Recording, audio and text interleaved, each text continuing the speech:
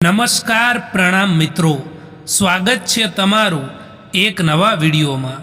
દોસ્તો, આજનો વિડીયો પોતાનું દુઃખ બીજાને બતાવીએ તો શું થાય છે એના વિશે છે। ચેનલમાં નવા હોવ તો લાઈક, શેર અને સબસ્ક્રાઈબ જરૂર કરો અને આ વિડીયોને અંત સુધી જરૂર જુઓ જેથી પૂરતી માહિતી મળી શકે। તો ચાલો શરૂ કરીએ। નંબર 1, હંમેશા એવું થતું હોય છે કે એ જ લોકો જખમ અને દગો આપી જતા હોય છે જે લોકો શરૂઆતમાં આપણી સાથે પ્યારથી રહેતા હોય છે। નંબર 2, કહેવાય છે કે આપણે જ્યારે આપણું પોતાનું દુઃખ બીજાને બતાવીએ તો એ ઓછું થાય છે, પરંતુ અહીં તો લોકો દુઃખ સાંભળવાના બદલે એની મજા લેતા હોય છે। નંબર 3, ભૂલો તો ઘણી થઈ જીવનમાં, પણ જે ભૂલો લોકોને ઓળખવામાં થઈ એનાથી વધારે નુકસાન થયું છે। નંબર 4, અમે પાગલ હતા જે દિલ સાફ રાખતા હતા, પરંતુ અમને ક્યાં ખબર હતી કે લોકો અહીં ચહેરા જુએ છે। નંબર 5, સંબંધોમાં વધતી નફરતનું કારણ આજકાલ એ પણ હોય છે કે લોકો અહીં પારકાઓને પોતાના બનાવવામાં અને પોતાનાઓને નજરઅંદાજ કરવામાં લાગેલા છે। તમે એમને વધારે મહત્ત્વ આપવા લાગો છો જેમને તમારી કદર જ નથી, તમારી કિંમત જ નથી। એ પણ એક દુઃખી રહેવાનું કારણ હોઈ શકે છે। એટલા માટે એમને વધારે મહત્ત્વ ના આપો દોસ્તો, જેમને તમારી કોઈ કદર નથી, જે વ્યક્તિ તમારી રિસ્પેક્ટ નથી કરતા।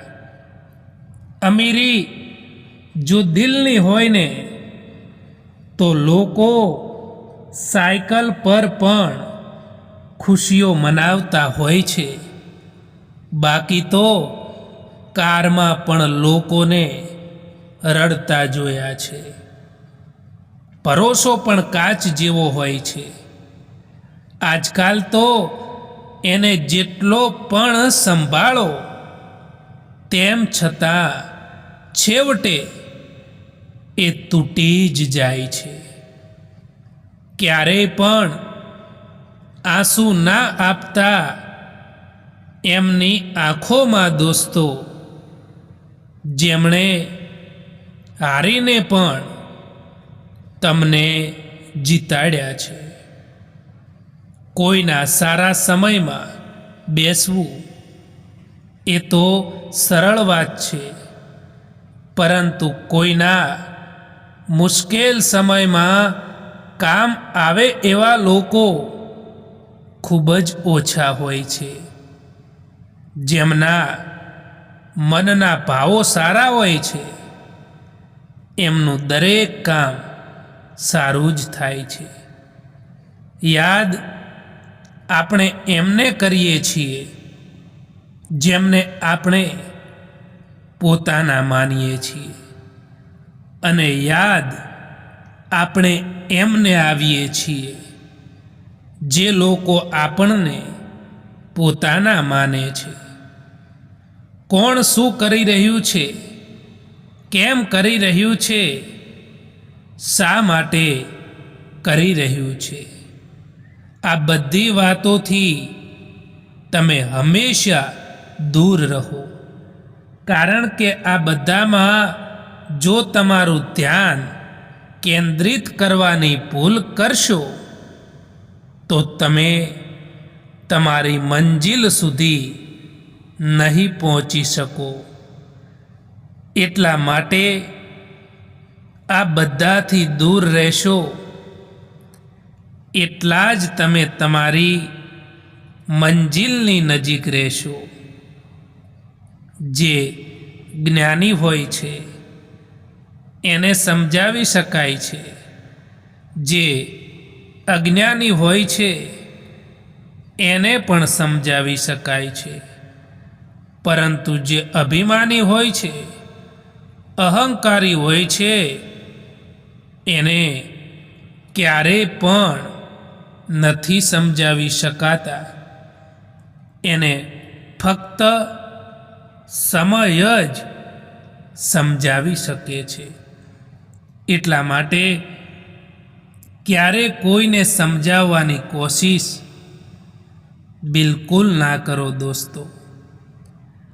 ઓનલાઈન તો બધા જ હોય, પરંતુ મેસેજ એમનો જ આવે જેમની જિંદગીમાં આપણું કંઈક મહત્ત્વ હોય. જ્યારે તમે કોઈ માણસથી નફરતથી વાત કરો અને એ માણસ તમારાથી પ્યારથી વાત કરે, તો સમજી લેવું કે એ માણસ તમને પોતાનાથી પણ વધારે ચાહે છે. ભૂલ થવા પર સાથ છોડવાવાળા તો ઘણા મળ્યા, પરંતુ ભૂલને સુધારીને સાથ નિભાવવાવાળા કોઈક જ મળ્યા.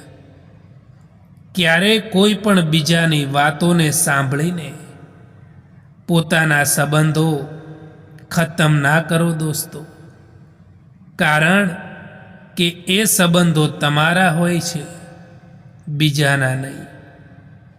તમારો સારો વ્યવહાર એ વસ્તુને પણ લાવી શકે છે જેને તમે પૈસાથી નથી ખરીદી શકતા.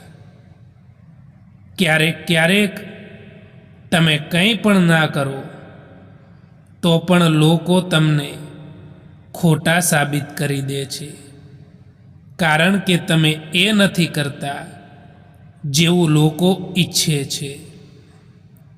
આજકાલ સંબંધો તોડવા લોકો ઘણી કોશિશ કરતા હોય છે. એટલા માટે બીજા લોકોની વાત પર ક્યારેય પણ ધ્યાન ના આપવું જોઈએ દોસ્તો. એક વાત હંમેશા યાદ રાખજો દોસ્તો,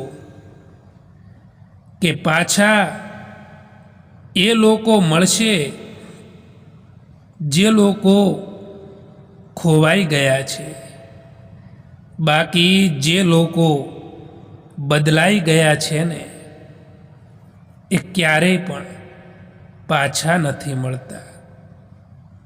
જ્યાં સુધી તમે કોઈ વાત જાણી ના લો કે એ વાત સાચી છે કે ખોટી, ત્યાં સુધી નિર્ણય ના લેવો જોઈએ, કારણ કે જાતે જોયેલું પણ ખોટું પડે છે. સંબંધોમાં એક માણસ સમજદાર અને બીજો માણસ જો તેની વાતને ના સમજી શકે તો પણ સંબંધ તૂટી જતા હોય છે. એટલા માટે સંબંધોમાં સરખી સમજણ હોવી એ ખૂબ જ જરૂરી હોય છે. ઘમંડ અને અહંકારના કારણે માણસ જાતે જ પોતાના સંબંધોને બગાડી દેતો હોય છે. ક્યારેક એવો સમય પણ આવતો હોય છે કે તમારે તમારા સંબંધોને સાચવવા માટે મનની વાત મનમાં જ રાખવી પડે છે.